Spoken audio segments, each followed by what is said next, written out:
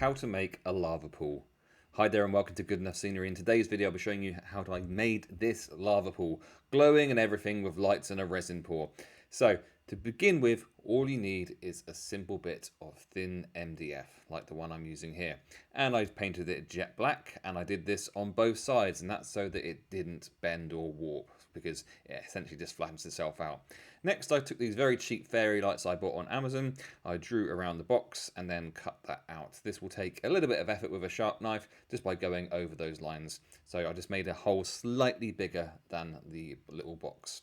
Next up, I use these leftover rocks. Now these are just made from expanding foam. I'm going to link a video just above so you can see how I made them, but essentially it's expanding foam which you can then paint. So you may be able to skip out a few of the steps I do here if you do this all with one ring of expanding foam rather than sticking rocks down.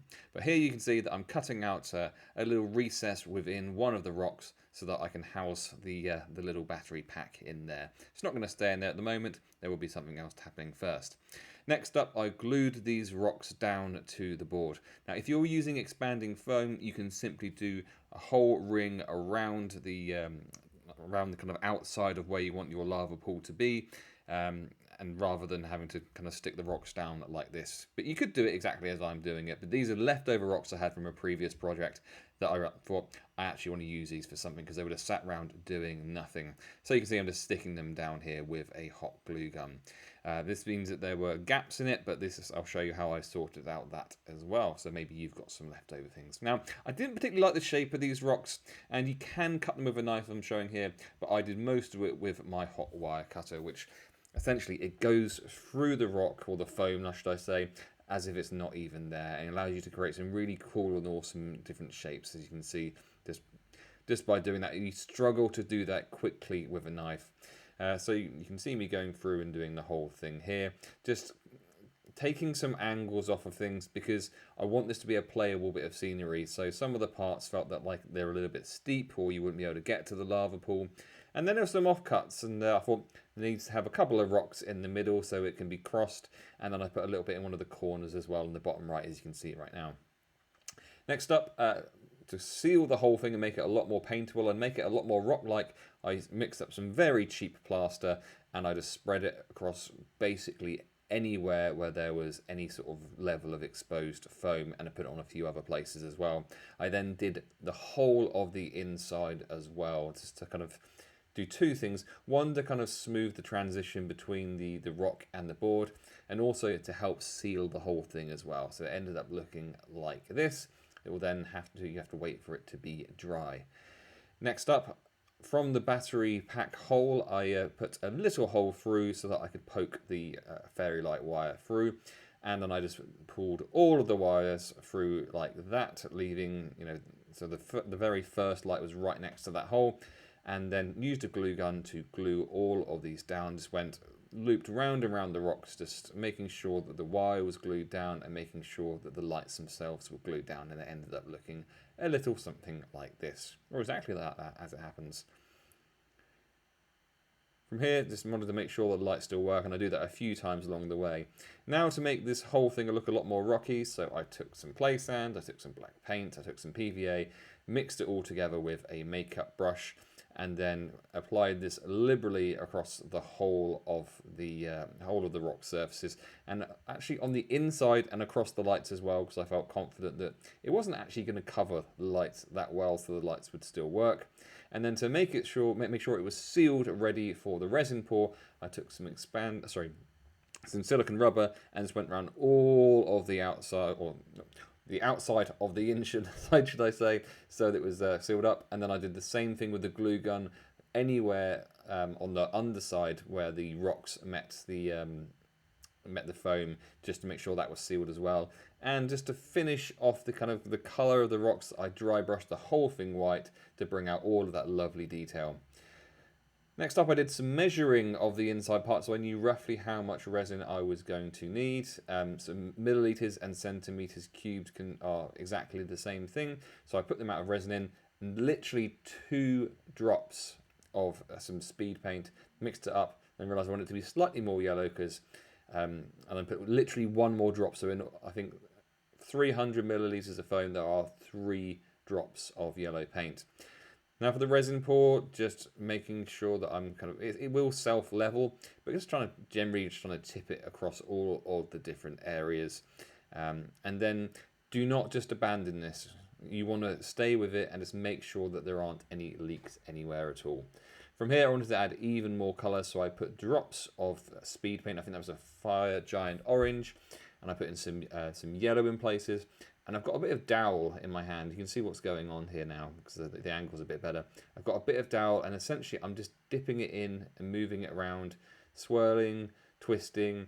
There's no real plan to any of this. I kind of made it up as I was going along. Just as I could see how the paint was, just moved it around. And then again, check the lights worked. Now to add some more obvious colour, I used some non-speed paint. So this is just acrylic paint from Vallejo. And yeah, with here I'm using a lolly stick just to drag the paint around to different areas. So I used a yellow, I used the orange, and I went across the whole of the lava thing, just randomly putting little drops of yellow, little drops of orange, just to add some swirls and different colour into the paint. So you'll see the speeded up version in just a second, where you can see I go across the whole of the thing. There isn't a particular technique. I mean, the only thing I'd say about this is just to try and get it up to the edges, because naturally it fights against you to try and get up to the edges. So do try and get up to the edges so that there's like a nice variety in where the colour is, rather than it just being all in the centre. Next was some dry brushing, first in yellow and then in orange. So at the bottom I was doing yellow, all with upward strokes, and then starting a little bit higher up, going over with orange. So I did this across the whole of the build, and that left it looking a little something like this. The top is still a little bit shiny, so to take care of that and to make it look a little bit more alive, I used some Vallejo water texture. So cover the whole thing in this stuff, and then it's a case of smoothing it out. Well, no, quite the opposite actually, roughing it out into what might be actual lava texture.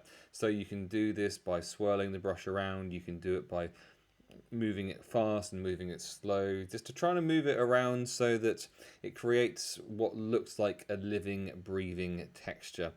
And there's no particular method I can say, yes, do this, but you can see how I'm using different strokes, and that's creating a different effect across it. And once that is done, it ends up looking a little something like this. Then I coated it in some matte varnish just to seal it, and also to make it a little bit more dull.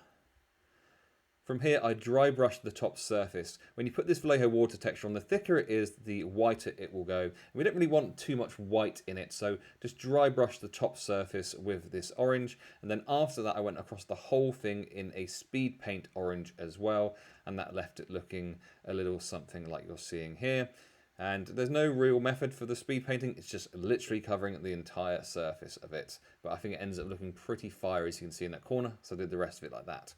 To bring out some more yellow, I got some acrylic yellow paint, and with the raised areas, which you can't really see from this angle because you have to be kind of, you know, in the same room as it, I went and picked out some of these higher details using this yellow paint.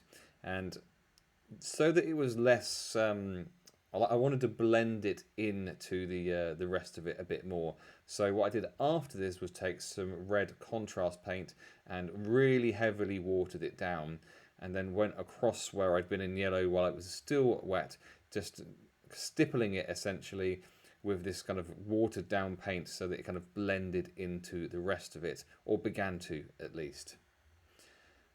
Next up was some dry brushing with red, because I decided that with the colour it was, the colours on the rock were not quite right, so I dry brushed that from bottom to top in red, which made the yellow more orange and it made the orange more red.